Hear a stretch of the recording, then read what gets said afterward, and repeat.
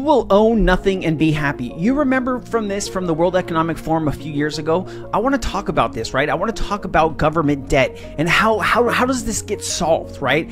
I always thought that maybe there was a way to use something like XRP to dissolve debt or get rid of debt in some way, right? Where governments get together and decide on a price of an asset like XRP, and maybe there's a deal to be made there. And so I asked Perplexity a bunch of questions, and I think it's extremely interesting, and I want to share with you what I found here, but I want to set this up with a few other things. So let's get into this. If you're new to this channel, I'm cryptosensei. I make all kinds of crypto content, a lot of XRP content. If you're not subscribed, try to help me get to 30,000. I'd really appreciate you, and I love you. All right, let's share this. Let's get into this. All right, 8 predictions by 2030. You will own nothing and be happy. That probably didn't go well with a lot of people, right? Whatever you want, you can rent. That could be true. I mean, the US is making all kinds of mistakes. I do hope that medicine will start healing people through AI and through, you know, adoption like that. Printing organs, that would be really cool.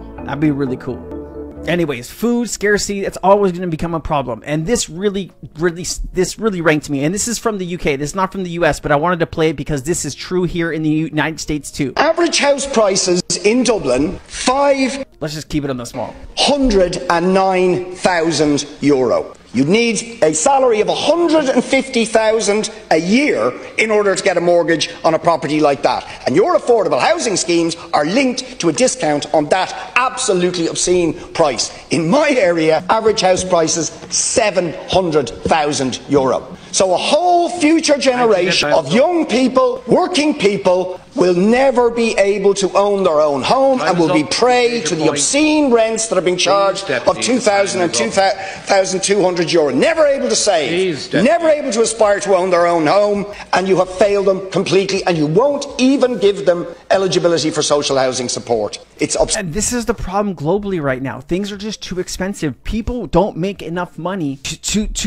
own a home, right? To live, to have a decent life anymore. Right? And it's all done because of this banking system that is set up to put you in a debt spiral, right? Now, I want to play this clip here. Linda P. Jones says central banks are done. I want to play this, and then I want to get into a World Bank document, and then we're going to get into the stuff that I found. You know, in 1913, basically the Federal Reserve hijacked the money system, and this private banking organization inserted themselves into the financial system. And constitutionally, we're not supposed to have that. We're supposed to have the US Treasury issue gold and silver only as money. And so when the Federal Reserve came in and they issued paper money in the Federal Reserve note on the dollar, basically that usurped everything and created debt every time money was issued, because they have a printing press. They could just create money, but what they do is they charge and create debt. You know, as JP Morgan said, the only real money is gold and silver. Everything else is credit. And so we have the debt because they usurped the whole system. So I think what we're doing is we're actually fixing that and going back under the Constitution, where we're going to have the US Treasury in every country. They're going to do away with central banks. The central banks are done. And I hope so. They're going under the US Treasuries of each country and going back to a sound money system that's going to be backed by something and not be debt. And they're going to be issuing new notes in each country, and we'll have the digital currencies. That's my understanding. And we'll have the digital currencies. Okay, first of all, the first thing I saw when I saw this video, I was like, man, I've seen this guy in multiple videos before, and I was like, damn, he's got a really nice house, man. He's got a piano. I was like, this is really cool. It's a regular image on like Zoom that you can have as your background. I bet when they got on the panel and they're both like, hey, we got the same thing. Oh man, I would have been like, oh shit, I'd have changed it really quickly. Anyways, oh, man, too much sugar. All right, so this video is brought to you by Margex. You can actually deposit all kinds of different crypto assets and use those crypto assets to trade futures and derivatives up to 100x leverage, which is pretty insane. Different payment options are available: MasterCard, Visa, Google Pay, Apple Pay, and 152 others. You can register now to get up to $10,000 in bonuses. I will leave my link down in the description where you can use it.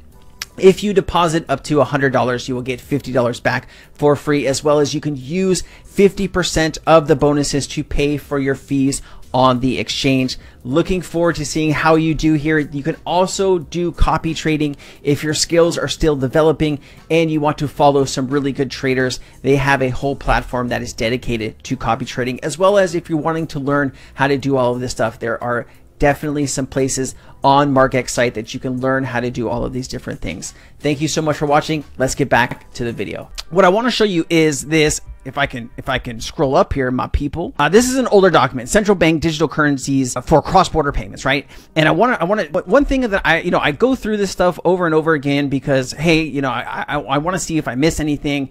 I want to see if there's anything here, but this does talk about two currencies. It talks about XRP and it talks about XLM. And it's really interesting to see a document by the World Bank talking about cryptocurrencies, right? And it's not talking about Bitcoin, it's not talking about Ethereum, it's talking about XRP and Stellar. And what I thought was really interesting when I reread this, and he said, any accepted type of currency or asset can be used to transact on the Ripple network. Any currency or asset, right? Tokenization of assets, stocks, bonds, derivatives, right? Real estate, everything, right, is going to find its way onto certain blockchains. And it's not all going to be on one blockchain. Now, there's never going to be just one winner, but a lot of it will wind up on some of these ledgers, like Stellar, like XRP, like Quant, right? These are going to be the places that value winds up. And I just thought this was interesting. Cross-border payments using by Ripple to transact XRP, a digital currency that works as a liquidity source whenever it is necessary, besides acting as a bridge between two currencies, right? A bridge asset is what we need in the world. So I got to, I wanted to dive down this thought process of what could Ripple, could the US government go to Ripple and say, hey, the US government, Japan, Australia, we got together and said, hey, we decided, we're going to have you give us some of that escrowed XRP, and we're just going to say XRP is at, $10,000. We're going to agree that XRP traded globally is at a certain price. Now I wanted to just kind of see, is that possible, or can you use XRP to get rid of the US's debt? Like I wanted to, and so I went down this rabbit hole, and some of the stuff here you might find it interesting, some of it you might not, but I just want to just talk to you about the US debt and how it's spiraling out of control. So first thing is, with the current US debt, how long would it take for the US to pay off its deficit, right? And it says the current US national debt is approximately 34 trillion. I think it's 35 trillion now. This was as of February 2024. The Congressional Budget Office projects that current policies, the federal debt held by the public will rise 99% of GDP in 2024 to 116% by 2030. Continuing to grow to 172% by 2054. Basically, it's spiraling out of control. There's no way to stop it. The last time debt was actually controlled back in the United States was around 2001, 1998 to 2001. The debt under Bill Clinton, believe it or not, a Democrat, the budget was balanced. Basically, we were taking in a certain amount of money in taxes, and we were paying for all of the stuff that we needed to do, and we had a balanced budget. And since then, we have been spending more than we have been taking in, and we just print treasury, we print, and that is the spiraling, and that's the issue that we have here. And it said, could the USA use a cryptocurrency to pay off its current debt, something like XRP? And it said, based on the search results, scale mismatch, the current US national debt is approximately 34 trillion, while the total market capitalization of all cryptocurrencies combined is much smaller.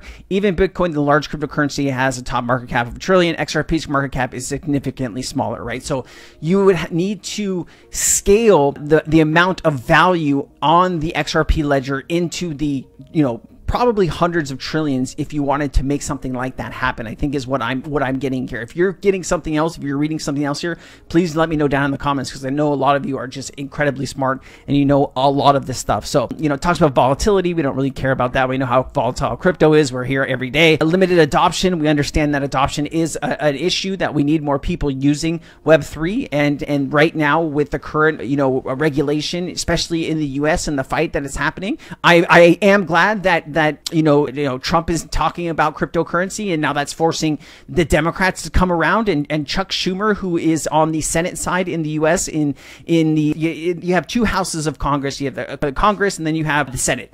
And to pass a bill, it needs to go through both houses, and then the president signs it. And so Chuck Schumer is the head in the Dems in the Senate side.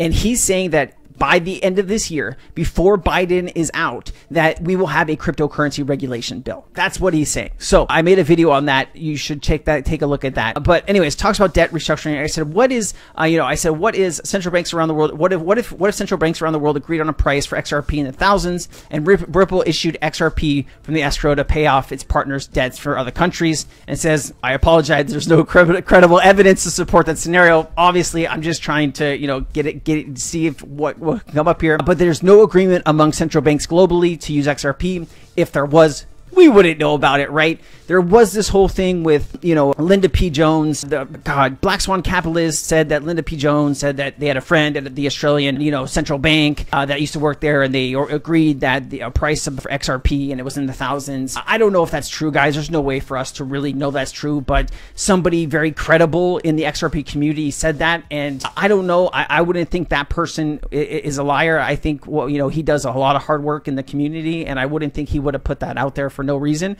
So we'll see what happens. It says Ripple does not have the authority to or the ability to issue XRP to pay off countries' debts, right? And so what my thought process here was, obviously not, right?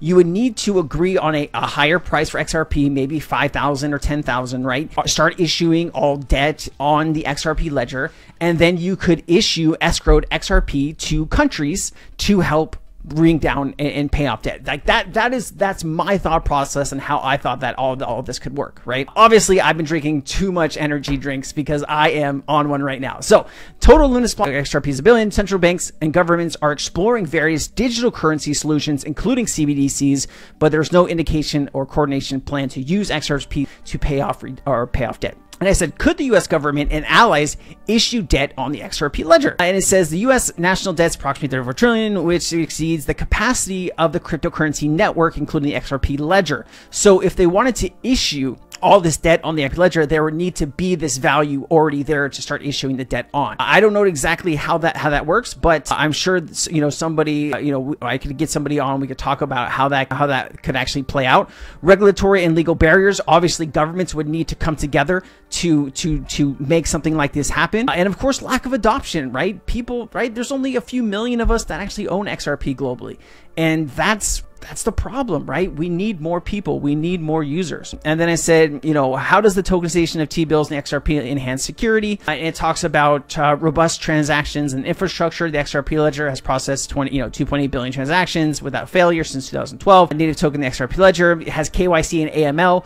Know your customer, KYC. AML is anti-money laundering, right? FinCEN, you need all of these things to happen. And then Open Eden, the platform for tokenization of T-bills on the XRP ledger, which is actually happening, which is really, really cool. And, I think that if they start issuing trillions of dollars of treasury bills on the XRP ledger, man, we could really start having something here, right? This is the value. And I played this clip in another video, but this is what we're talking about here. Listen to this. I want something more sure, which is why the tokenized treasuries have come up and done well. It's a bit more structured from that perspective, and it certainly yields, which is great, and the stable coins don't yield. But generally, it's a create and redeem construct. It's generally not tradable peer-to-peer. Generally, I can't use them for settlement. So they have, while they're a big step in the right direction, they're not the solution. I think the solution is, imagine a PayPal type Web 2 interface that held a SEC registered yielding stablecoin. So I have a dollar coin that RULSD. It's backed by the 10Ks and 10Qs that I have to file with the SEC. Full transparency, the money market fund securities that it would own. Proper Wall Street. Circle. Trustees. You use Circle too. Custodians in the mix. Then you start thinking big picture, again, good for the US dollar in that it can scale globally.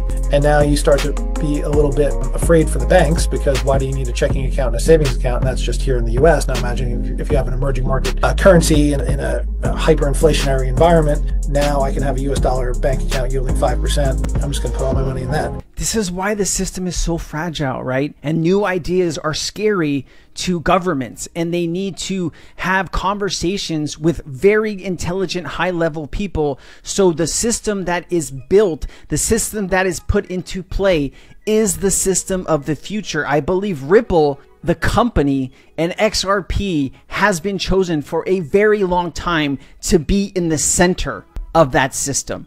I'm not saying it's going to be the only thing that's going to be used, but I truly believe when you have the World Economic Forum, when you have the World Bank, when you have the BIS, right? When you have them working with the US government, you have to pay attention to these things, right? The SEC sued them. So what? That is a branch of the government. And some of us believe like that was, you know, they got paid off to sue Ripple. Who knows, right? We're never really going to know because they're never going to investigate themselves, apparently, right? But this is the future. Crypto is the future. And the more and more people that finally catch on to this, you're going to show up too late. XRP won't be 50 cents or 60 cents anymore. It might be $5, $10, might be $100. You know, if this stuff really happens and they start issuing $100 trillion, $200 trillion on the XRP ledger, what do you think the price is going to be then? It's not going to be into the hundreds, right? And that's what we're hoping happens here, right? That is what regular people like me and you are hoping happens, that we can take our money that we make, that we get by on, you know, and we turn it into something that we can turn into generational wealth. That's how you do it. You invest in technology. And when it comes to technology, I don't see anything else better than cryptocurrency in this market right now. Over the next 10 years, this market is going to go from 2 trillion to 100 trillion, just like that, right? Do you want to be a part of that? If you do, follow, subscribe. Love you. Appreciate you. If you made it to the end, please let me know. Aloha.